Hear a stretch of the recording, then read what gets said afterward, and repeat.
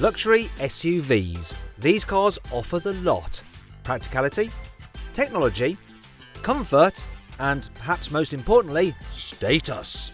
But which did you choose between the recently updated Range Rover and the all-new BMW X7? Oh yeah, people, we have a clash of the titans of the SUV world. Great Britain against its old foe, Germany. But don't worry, we're all friends now, aren't we, eh? To help you decide which is the best car for you, I'm going to compare their designs. How big it is, isn't it silly? You can fry a whole barbecue on there. See how practical they are? You can really spread out. Critique their cabins. The gear knob rises up. Ooh.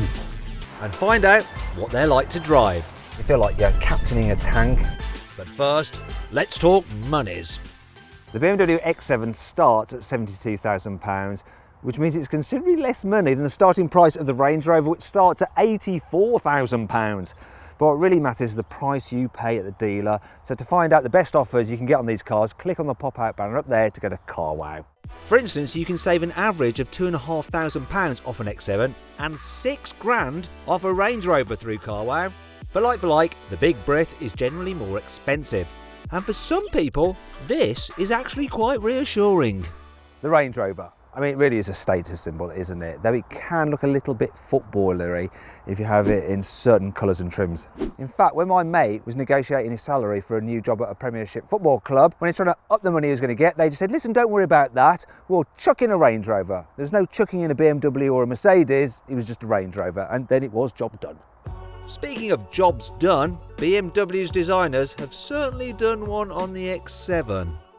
Now, if I was lazy like other motoring journalists, I could just critique this car's looks by going on about its grille. Like, oh, look how big it is, isn't it silly? You can fry a whole barbecue on there. Oh my God, what they've done with this. Oh, it's terrible, isn't it? Oh no. But I'm not going to do that, right? Because I understand why BMW have done it. So the Americans and the Chinese, who buy most BMWs, like big grills, so it makes sense to give them what they want, doesn't it? And I have to tell you the truth, it's kind of grown on me. I think it works on this X7. So there. Inside, the German is far less controversial.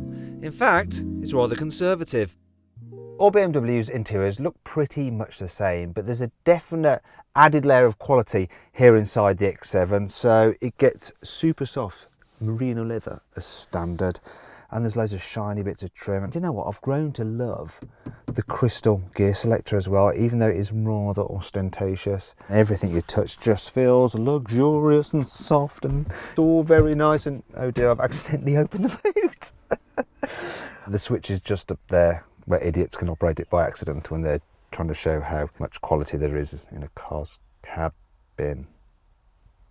Thankfully, BMW's infotainment system is fairly idiot-proof, as it's easy to navigate, can be operated by touchscreen, control wheel, gestures and voice commands. Hey BMW! Hello. It's just a shame the digital dials are a little bit dull and there's no Android Auto compatibility. You don't get these issues with the Range Rover, though overall its slightly sluggish infotainment system still isn't quite as good as the BMW X7's. But what about the rest of the cabin?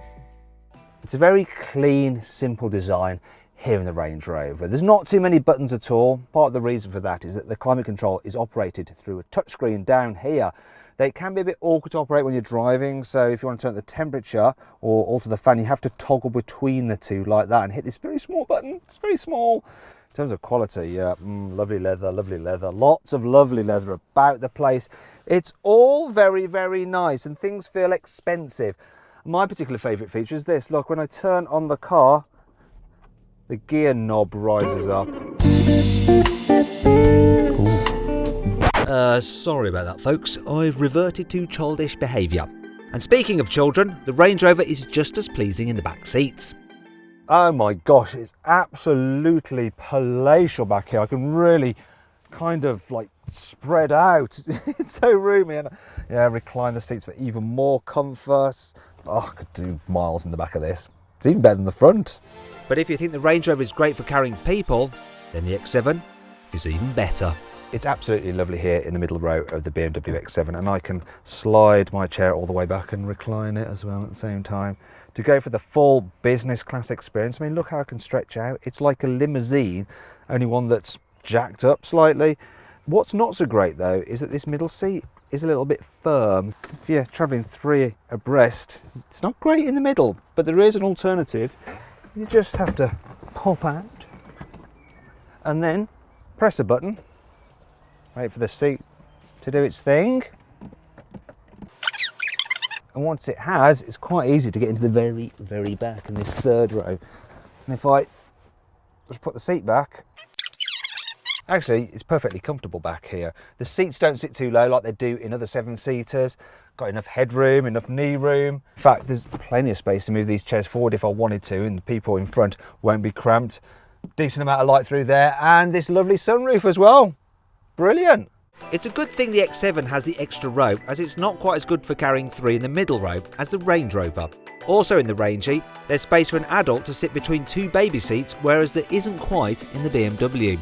Though installing the seats in the first place is less of a faff in the X7, as its ISOFIX anchor points are just easier to access. But what about when it comes to carrying stuff instead of people?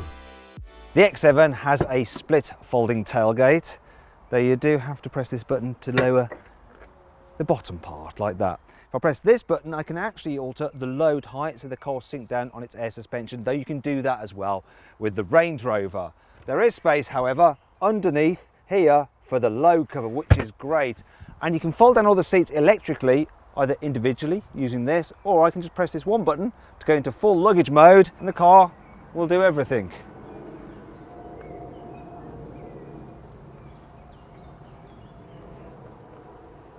It does take some time.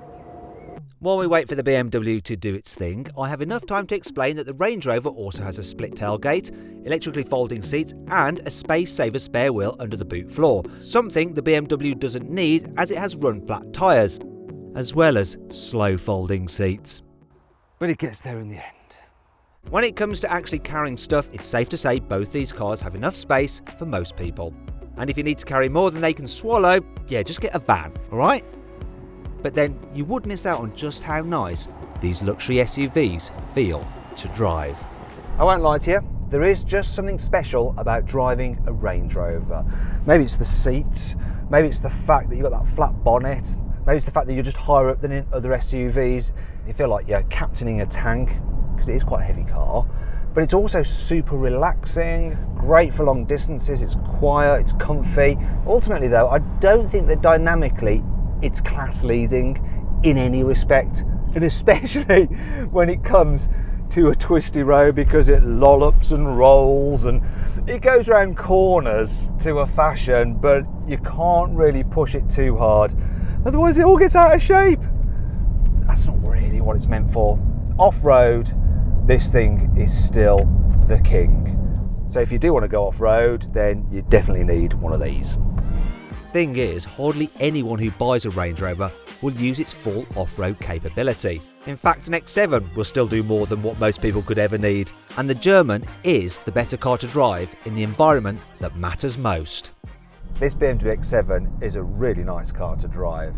In fact, they've nailed every single department. The air suspension is super comfy, it deals with bumps brilliantly. The sound insulation is awesome. The engines, they're strong. The gearbox, it's responsive. It actually goes around corners all right as well for a big car, but it's better at the long sweepers and the tight stuff. It does handle slightly better than the Range Rover, but it's by no means a sports car. And one of the great things I like about this car is that you can get it with rear wheel steering. One of the problems with a huge SUV like this is kind of manoeuvring around tight city streets, around mini roundabouts. With that rear wheel steering, it turns the rear wheels a bit like a forklift truck, and you can move it in and out of traffic like a normal car. Parking's a problem though, because this is long. It's longer than even the Range Rover, but that is my only complaint. It's a good car. So then, what's my final verdict? Well, the Range Rover, it is a lovely thing, and having one of these parts on your drive will let your neighbours know that you've made a success out of your life. It's also brilliant off-road as well, though most people aren't going to go off-road, are they? And on-road, this BMW X7 is actually the better car. It's great to drive, it feels super luxurious, it's got the best tech, and of course you've got the bonus of it being a 7-seater, and that's why it wins this test. Do you agree with my verdict? Let me know in the comments section. Also, please subscribe to this channel for more videos, and if you click on the deals box to the right, you can see how much you can save on a new car at CarWow. Or click on the video windows below to watch another of my videos.